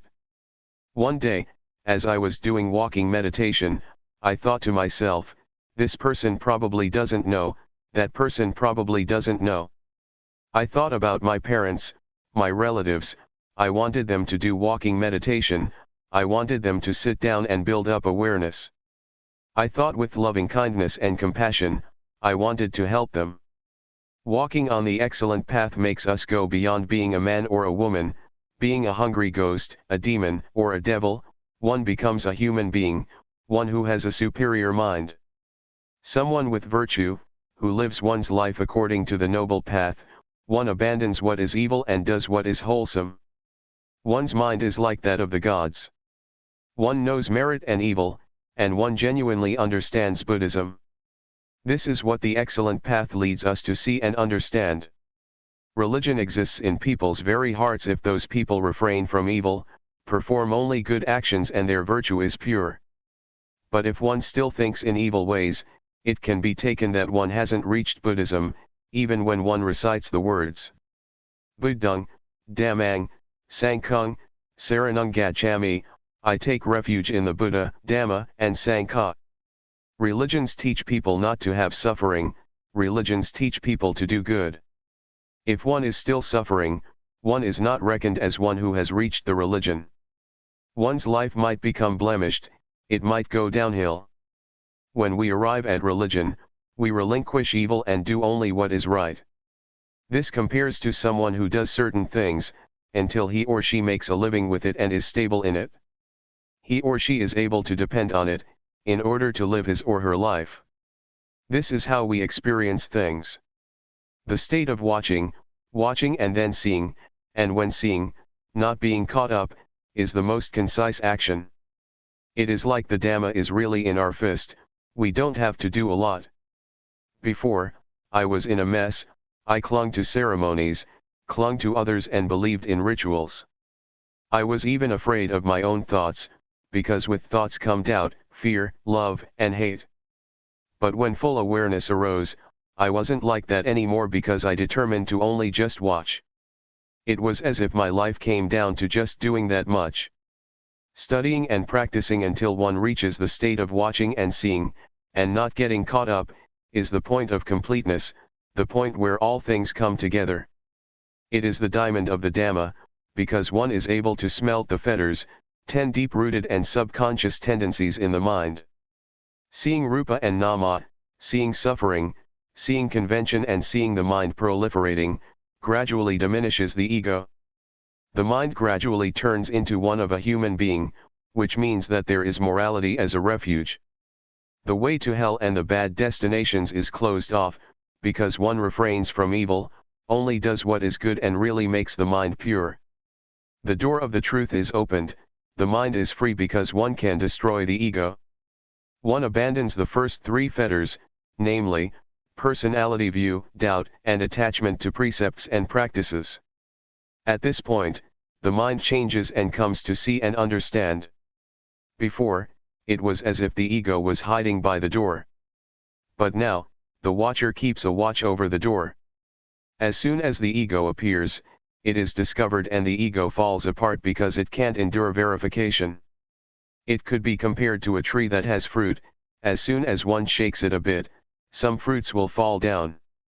And in the same way, greed, hatred, and delusion, and those 3 fetters that are deeply instinctive and are conditions, that arise from the body and the mind, drop off and disappear. The mind that changes into a noble one, is the superior mind that is able to destroy the ego. When one experiences this, the ego drops off and is finished with.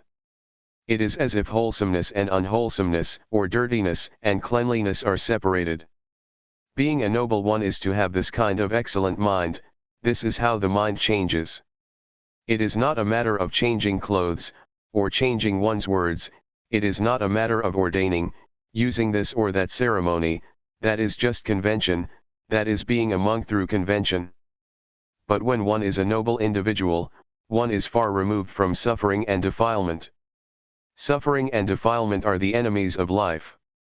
The ego with its attachment is an enemy of life, because wherever there is ego, it is like having stains of losing, of winning, of happiness, of suffering, of getting, of losing, etc.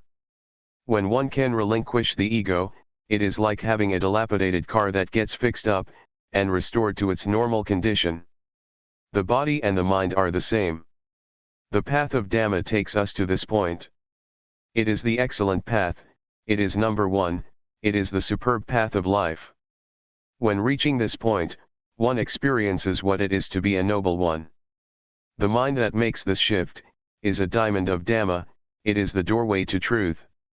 As we chant in the evenings, the Sangha that is born from the good Dhamma, is endowed with such virtuous qualities as practicing well.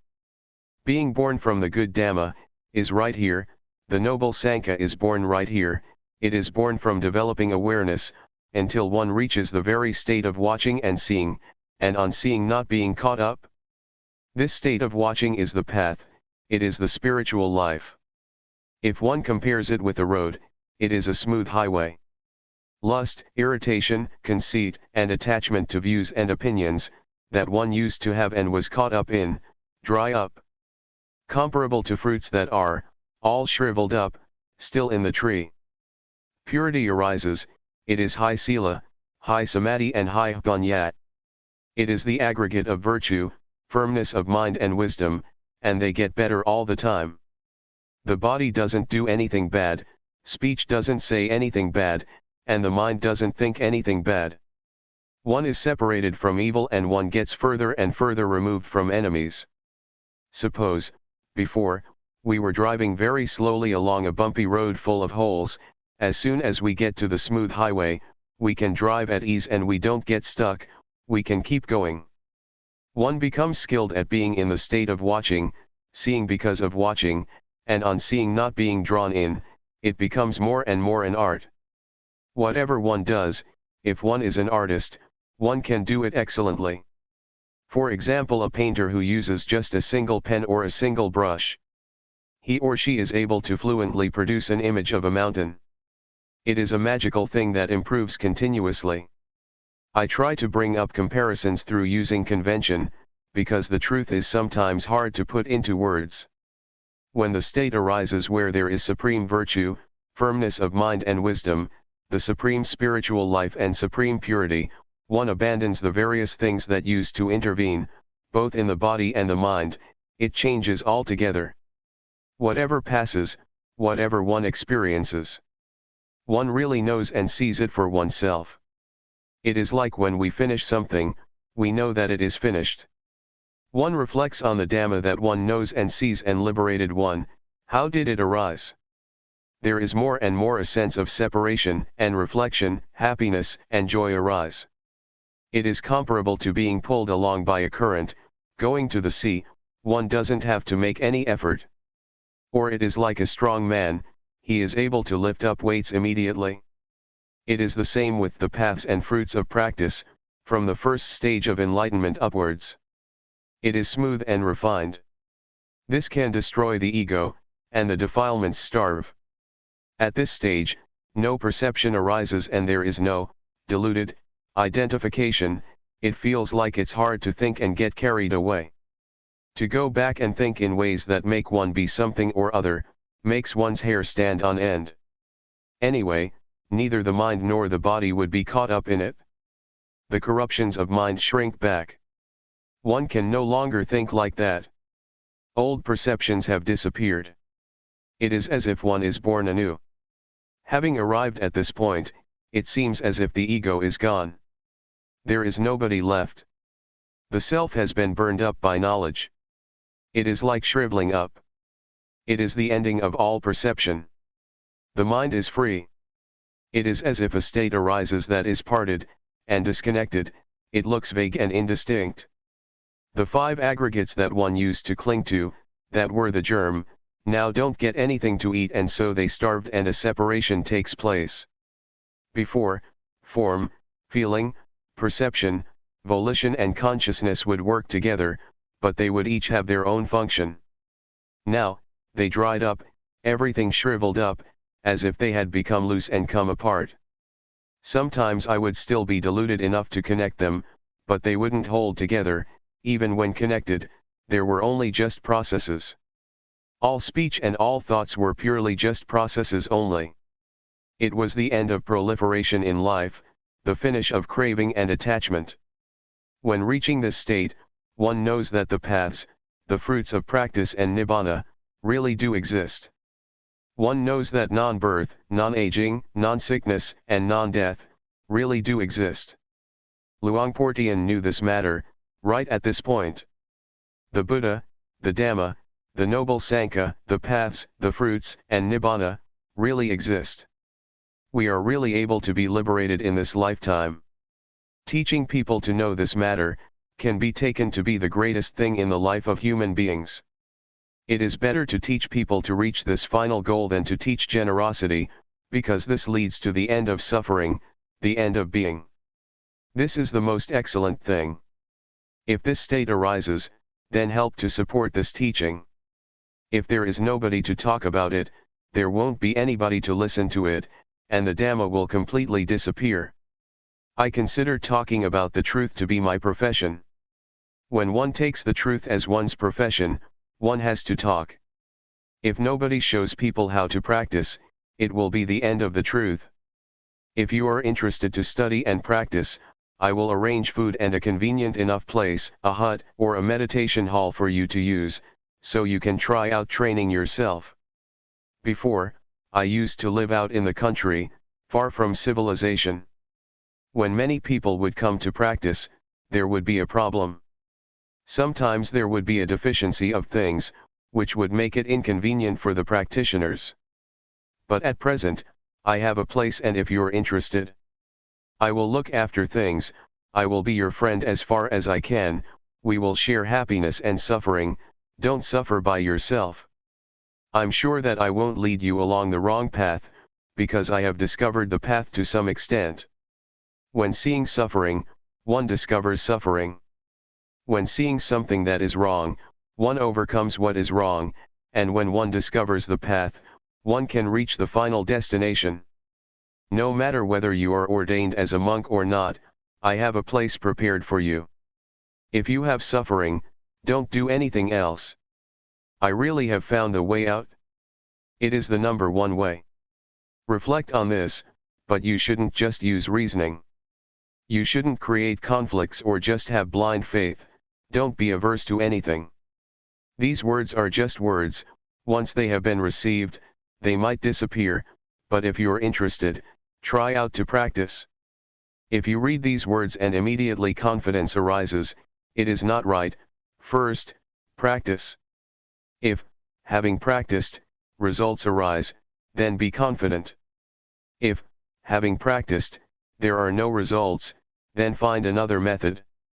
Meditation is something that has to be tried out through practice.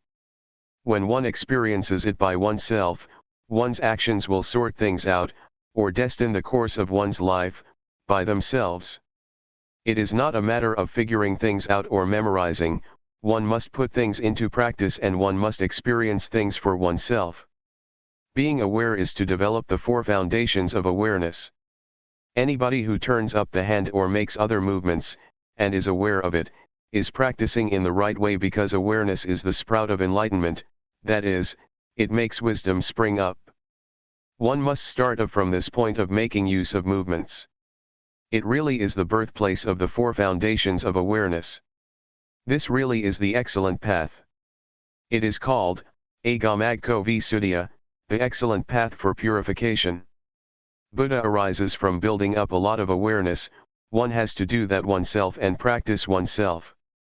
The method of developing awareness, as Luangpor Teean teaches, is really up to date. The more diligent one is in building up awareness, the more one knows, sees, and understands one's life. Awareness is with us all, as long as we have a body and a mind. To have awareness is the treasure of a human being. It is the same for all of us, without exception. No matter what country you live in, what nationality you may have, or what language you may speak. Be aware. Just raising the arm, feeling it, is already good enough. Guidance to train oneself. We must use our lives to train ourselves diligently. We must take ourselves to the ultimate and final goal. This is called an excellent life. If we don't train ourselves, it is easy to get involved in things. For example, if there is suffering, we suffer until we die. So we have to train diligently in order to overcome doubt, worry, sadness, anger, desire, delusion, etc. This is called following a good example. The characteristics of our thoughts are the same, they don't differ much. Whatever one is familiar with, one thinks about that, following our disposition and character. The environment has an influence on our lives.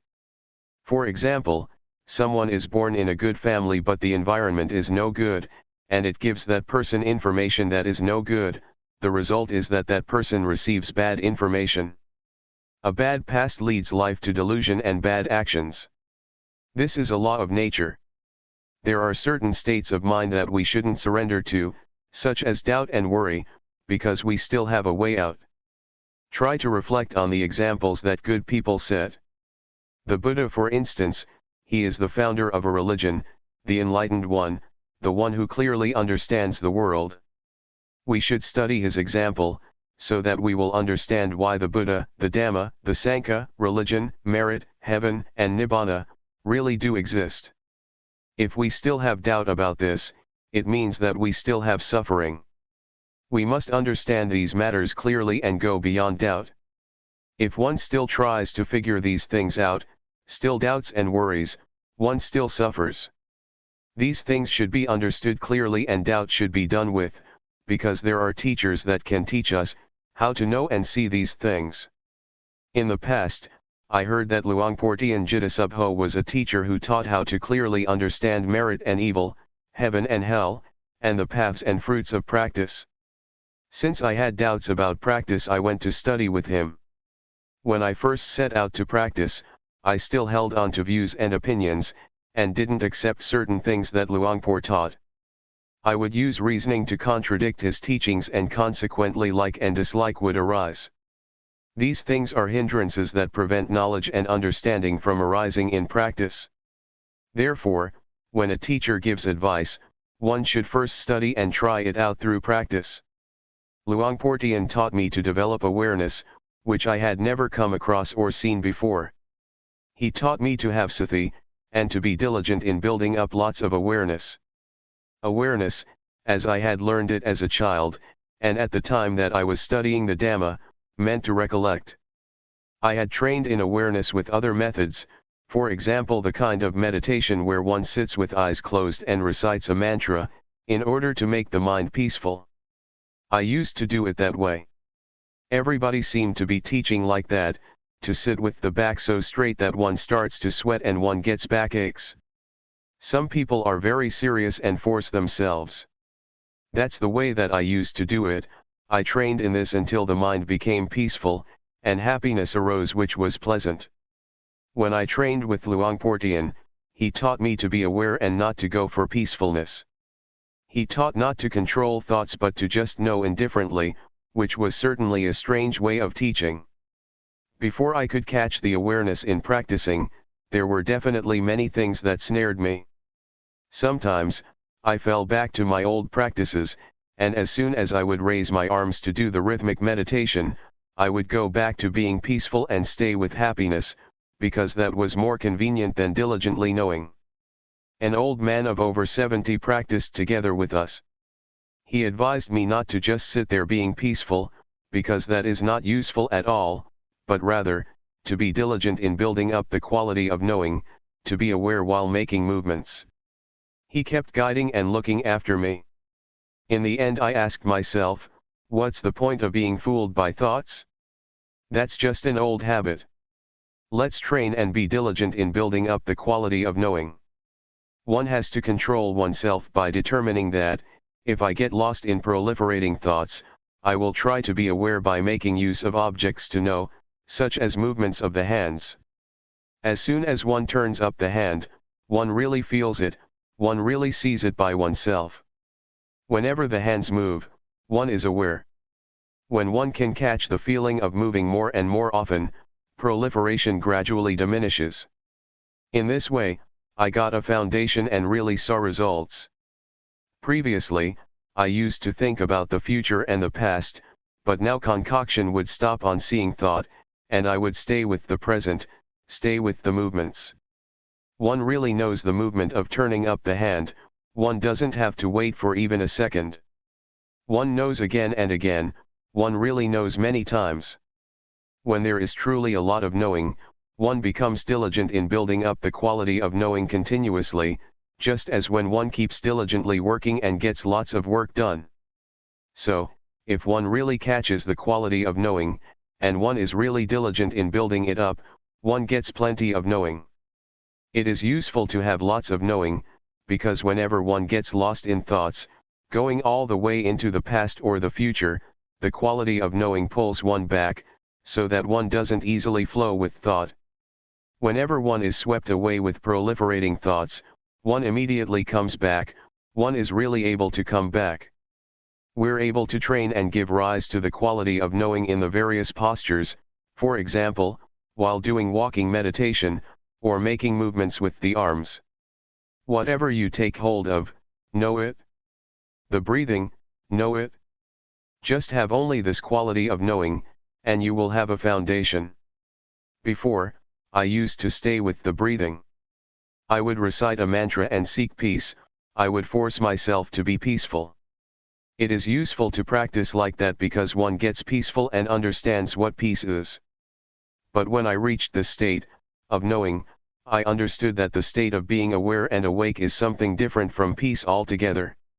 Awareness gives rise to knowing, one doesn't stay with peace. When we blink our eyes, we can know, when we swallow saliva, we can know, moving a finger, we can know, breathing, we can know. Whenever we touch something, we can know. These are examples. Therefore, creating this quality of knowing is a kind of art. It can be created in all postures and movements. All it takes is that one puts forth effort to know what's happening within one's body. It is comparable to having a set of tools that one uses to build up lots and lots of knowing. If one does it in the right way, diligence arises. There is an old saying that says that it is as easy as rolling a boulder downhill. But if one doesn't do it in the right way, it is as hard as rolling a boulder uphill. When one does it right, one gets a foundation and one becomes diligent to practice and build up awareness, without anybody having to tell one tells oneself and creates plenty of knowing.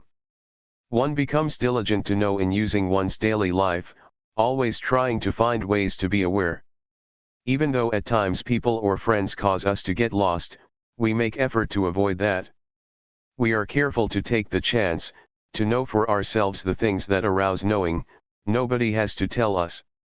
It's like working, when we do it right we are diligent and fluent, but if we don't do it right it's like banging our head against a brick wall. We know and see for ourselves what delusion is like and what knowing is like. We know and see what the advantages and disadvantages of knowing and delusion are. And so, we prevent and deal with things automatically. One has the answers oneself and doesn't have to ask anybody. If there is a lot of knowing and one knows for long periods of time, one will see the conditions of the body, because the quality of knowing is the one who watches the movements. However, this doesn't mean that one will see this immediately because sometimes, as the body is moving, instead of just seeing the body, there are things that make us get lost, for example, feelings that arise due to unintentional thoughts, or various moods, either coming from the body or the mind. These things incite us to get lost but we don't. These things are there but now we have seen that they are just feelings. People who have trained in meditation before, will just meet with coarse feelings, and the refined feelings that exist in the body and the thinking mind, they won't see. If we build up the quality of knowing until it is the boss, it will be able to distinguish delusion from knowing, even though delusion, proliferation, was in charge before. We will be able to pass through subtle feelings without having to get involved. It compares with traveling and passing through various villages, we leave this and that town behind us, and pass through without getting involved. But someone who easily loses awareness, is incessantly interested in the thoughts that come up, reasoning in every way, and loses a lot of time by thinking. Like, dislike, and all the rest of it arise. This is someone who is not determined to walk the path. The Buddha said that, someone who is heedful is awake when others are asleep, such a one leaves foolish people far behind, just as a well-trained horse leaves a horse without strength behind. Not getting involved with proliferating thoughts that arise is like this, one moment of knowing is to be removed one moment from not knowing, from delusion. One gets further and further removed and one becomes skilled in knowing, it is easy to know. Before, it was easy to get lost, but when one trains oneself it becomes easy to know. The feelings and the various thoughts that make the body move are, nama dhamma. When the quality of knowing sees this, one understands the body. Before, the quality of knowing wasn't there yet, and one had not yet discovered that it is thought that orders the body around. One assumed that there was a self that was moving. But when one understands Rupa and Nama, one understands that Rupa is something solid, composed of many things. One knows heat, cold, hunger, and pain, because of Rupa. Nama is the mind, feelings and thoughts. It receives and knows all kinds of things. There are innumerable conditions that arise together with the mind. Anger, worry, desire, and delusion are some examples of coarse ones. They make the mind run wild and it takes them to be self. Actually, they are not self, but one doesn't know that they are conditions of mind, and so one acts following them, until those various conditions give rise to a sense of self, of me, being like that. But when the knowing watches and sees them, one understands that they are only just conditionings of the mind, and one can let go.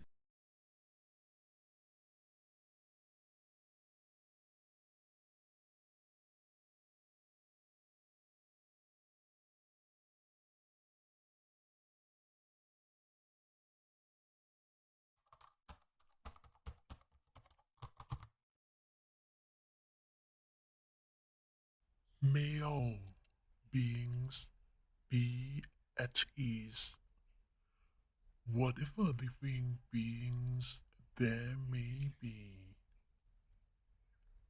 whether they are weak or strong, omitting none, the great or the mighty, medium, short or small, the seen and the unseen, those living near and far away, those born and to be born. May all beings be at ease.